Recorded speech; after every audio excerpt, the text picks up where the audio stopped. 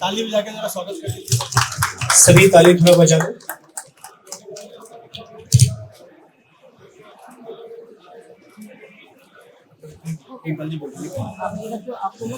तो सबसे पहले मैं प्रेमपाल जी से आग्रह करता हूँ कि इस पुस्तक पर थोड़ा प्रकाश डालें।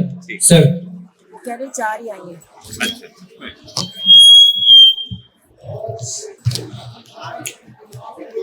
उपस्थित विद्युतजनों, सम्मानित साहित्यकार और अतिथि बंधुओं, ये मेरी स्मृतियों पर पहली पुस्तक है। इसमें कुछ बचपन की, मेरे गुरुओं की, मेरे शिक्षकों की यादें हैं। कुछ महान हस्तियां, कुछ महान लोग जो मेरे संपर्क में आए, उनके बारे में कुछ खट्टी मीठी यादें हैं। और सबसे बढ़कर इस पुस्तक में संस्मरणों के साथ साथ इतिहास है, कहानी है, सस्पेंस है, दुख है, सुख है और बहुत सारी जीवन की बातें हैं जो इस पुस्तक में हैं। सबसे बड़ी बात ये कि मेरे गुरुवर, साहित्यिक गुरु आदरणीय प्रकाश मनु जी का ये एक तरह से मेरे लिए कृपा प्रसाद है। उन्हीं के बहुत सारे आग्रह, बहुत सारे के बाद उन्होंने मेरे अंदर से ये लेखक को निकाला। उनके बार बार करने पर, बार बार कहने पर मैं लिखने लगा। वैसे मैं साहित्यकार तो नहीं हूँ, लेकिन प्रकाश मनु सर ने मुझे ऐसा बना दिया कि मैं कुछ लिख पा रहा हूँ और जो लोगों को पसंद आ रहा है। तो मैं ज़्यादा कुछ न कहते हुए मैं यही कहूँगा कि आप सब यहाँ आए और मेरे गुरुवर मुझे आशीर्वाद देने आए हैं। बाकी सब कुछ वही कहेंगे। धन्यवाद। जो लोग बोलना चाहे वो बोलते हैं। थोड़ा थोड़ा, हाँ, जो बाहर से आए थोड़ा, जो लोग और आए हैं बाहर से, हाँ चलेगा। आप ही हाँ, कैसे करना हो? ऐसे ठीक है बेटा? अच्छा,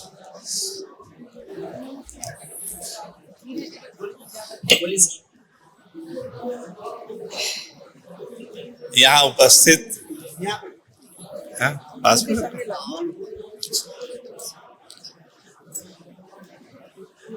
यहाँ उपस्थित प्यारे साथियों, मित्रों, मेरे बहुत बहुत प्रिय प्रेमपाल शर्मा जी और मंच पे उपस्थित सभी सम्मान्य जनों,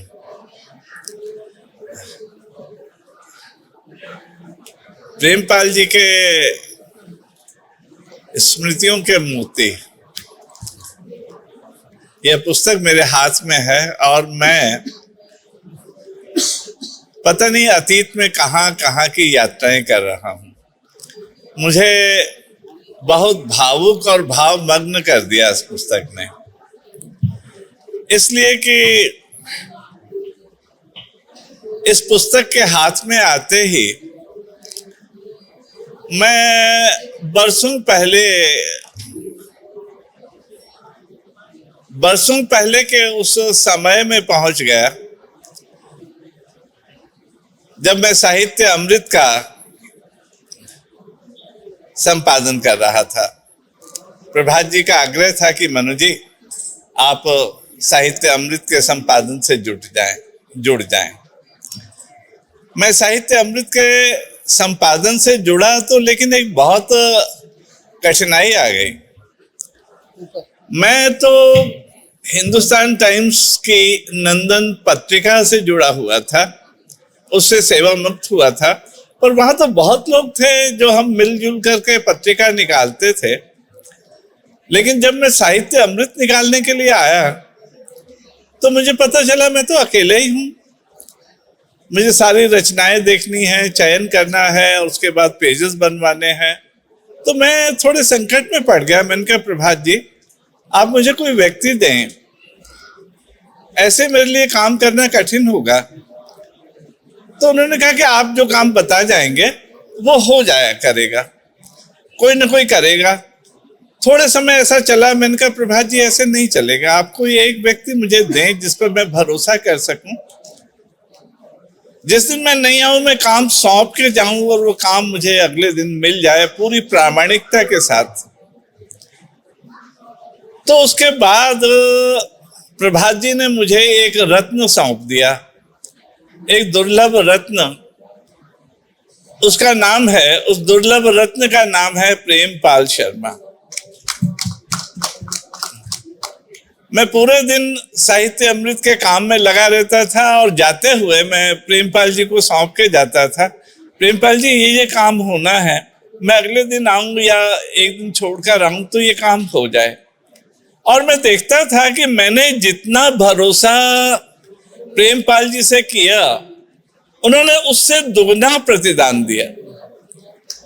वे अपने आप को मेरा शिष्य कहते हैं।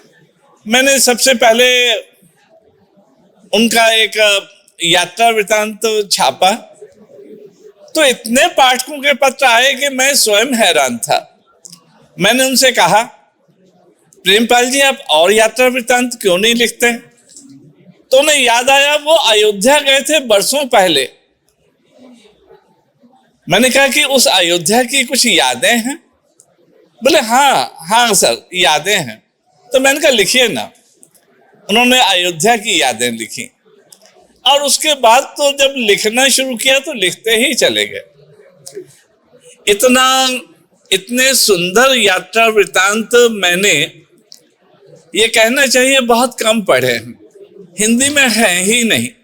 क्योंकि जिस स्थान पर जाते हैं ये, उस स्थान का पूरा भूगोल, उस स्थान की पूरी संस्कृति, उसका इतिहास, उसका वर्तमान भी, और रास्ते में जो जो लोग उन्हें नजर आते हैं, जो जो स्थितियां वो देखते हैं, चाहे वो अच्छी हैं या वो खराब हैं, उन सबकी चर्चा करते हैं, जिससे ये पता चलता है कि हमारे जो पुरा स्थान है, हमारे जो मंदिर है या हमारी जो और धार्मिक स्थल हैं, उनकी क्या अवस्था है और रास्ते में जो लोग हैं उनके अंदर श्रद्धा और भावना किस तरह की है। इतने सुंदर यात्रा वृतांत मैंने देखे कि प्रेमपाल जी तो मुझे ये कहते हैं कि वो मेरे शिष्य हैं, लेकिन मैं ये कह सकता हूं कि शिष्य बहुत चीजों में अपने गुरु से आगे है। शायद मुझे लिखने को मिले तो मैं इतने सुंदर यात्रा वृतांत नहीं लिख सकता। इन्होंने हिंदी में यात्रा वृतांत के नाम पर एक बिल्कुल नया अध्याय शुरू किया है। ये अनमोल यात्रा वृतांत है। और जब यात्रा वृतांत बहुत लिखे प्रेमपाल जी ने, तो मैंने कहा प्रेमपाल जी इस सीमा में तो, इस क्षेत्र में तो आप पूरी सीमा लांघ गए और आपने बहुत बड़े बड़े काम किए। अब एक दूसरे क्षेत्र में आपको जाना चाहिए, वो इसी से जुड़ा हुआ है और वो है स्मृतियों से जुड़ा। मैंने कहा कि आपको अपने जीवन में बहुत सारे लोग ऐसे मिले होंगे जिनकी यादें आपके मन में होंगी, बड़ी सुखद यादें होंगी, उनकी खुशबू आपके मन में होगी और आपको लगेगा कि मुझे बनाने वाले ये लोग हैं, ये लोग हैं जो चुपचाप रह करके जिन्होंने मुझे गढ़ा, ये लोग हैं जिनके गुणों से प्रभावित होकर के मुझे जीवन का रास्ता मिला, ये लोग हैं जिन्होंने मुझे जीवन की दिशा दी। तो क्या ऐसे सारे लोग जो उनके जीवन में आए, चाहे वो व्यक्तिगत जीवन में हो, चाहे वो सामाजिक जीवन में हो, चाहे वो साहित्यिक जीवन में हो, क्या वो इस योग्य नहीं है कि उनके बारे में लिखा जाए? मैंने कहा प्रेमपाल जी आप बहुत संवेदनशील हैं। जब आप लिखेंगे तो ऐसा लगेगा कि वे सारे के सारे लोग जिन्होंने आपको इतना दिया और जिससे दूसरे भी प्रेरणा ले सकते हैं, मानो जीवंत होकर के सामने आ गए। तो आप अब संस्मरण लिखें और उन संस्मरणों में अपना जीवन लिखें, अपनी आत्मकथा लिखें। और प्रेमपाल जी ने लिखना शुरू किया तो जितनी मेरी आशा थी उससे बढ़कर लिखा। इन्होंने अपने माता पिता के बारे में लिखा। माता पिता सबको प्यारे लगते हैं, माता पिता अपने बच्चों के लिए बहुत कुछ करते हैं, लेकिन जिन निर्धन स्थितियों में रह करके इनके माता पिता ने पढ़ाया और इनको कैसी कठिन स्थितियों में भी आगे बढ़ने की प्रेरणा दी, सीख दी, ये माता पिता तो देवोपम है, देवताओं सरीख हैं। मैंने इनके माता पिता पर लिखा हुआ संस्मरण पढ़ा तो मैंने मन ही मन, मैं उनसे मिला नहीं, पर मैंने मन ही मन उन्हें प्रणाम किया। इन्होंने अपने अध्यापकों पे लिखा तो मुझे वो दौर याद आ गया जो हमारे दौर में भी ऐसे ही अध्यापक थे जो अपना सब कुछ अपने शिष्यों को दे देना चाहते थे। मुझे लगा कि इनके अध्यापकों को तो मैं मिल चुका हूं, मैंने सबको देखा है, पास से सबका हृदय टटोला है। कितने मामूली स्थितियों में, कितनी मामूली तनख्वाह में वो रहते रहे, लेकिन उनके जीवन में कितनी उच्चता, कितना बड़प्पन था और एक ही सपना था, मैं अपने शिष्य को आगे बढ़ा जाऊं, मैं अपने जीवन का एक एक कण, एक एक क्षण अपने शिष्य को दे दूं ताकि वो आगे बढ़े और जीवन में कुछ कर दिखाए। अध्यापकों के बारे में और माता पिता के बारे में एक बड़ी अनोखी बात यह है कि जीवन में कोई नहीं चाहता कि आप उससे बड़े हो जाएं, लेकिन अध्यापक हैं जो ये चाहते हैं कि मेरा शिष्य मुझसे ज्यादा बड़ा हो जाए। माता पिता हैं जो चाहते हैं कि मेरा शिष्य, मेरा पुत्र मुझसे आगे निकल जाए। तो उन सब में जो इस तरह के भारतीय संस्कार हैं, जो एक हिंदुस्तानी चरित्र है, मैंने देखा कि उनके संस्मरणों में झलमला रहा है।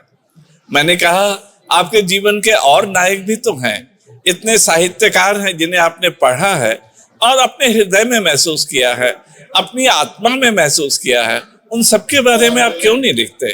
और ऐसे लोग, कई बार क्या होता है कि हम संघर्ष में थक रहे होते हैं, हमें लगता है कि हम अब गिरे, हम डगमगा के गिरना चाहते हैं, लेकिन उसी समय कोई आता है, हमारे कंधे पर हाथ रख देता है और कहता है हौसला रखो। हम जीवन भर ऐसे लोगों को नहीं भूल पाते। मैंने कहा प्रेमपाल जी, आप उनके बारे में क्यों नहीं लिखते? प्रेमपाल जी ने लिखा और संस्मरणों की ऐसी अद्भुत पुस्तक तैयार कर दी जिसका नाम है स्मृतियों के मोती। ये अनमोल स्मृतियों के मोती हैं और ये प्रेमपाल जी की इतनी अद्भुत पुस्तक है। मुझे पूरा विश्वास है कि साहित्य जगत में इसका आगे बढ़ चढ़कर सम्मान होगा। वो मेरे शिष्य हैं, लेकिन मैं जानता हूं कि उनमें ऐसी बहुत विशेषताएं हैं जो बहुतों में नहीं है और मुझ में भी नहीं है। वे आगे बढ़ें और लिखें और लिखें। मैं उन्हें इसके लिए बधाई और शुभकामनाएं देता हूँ। बहुत बहुत धन्यवाद सर। समय की कमी के वजह से हम इस कार्यक्रम को आप समाप्त कर रहे हैं और फिर से हम अगले कार्यक्रम को चलेंगे।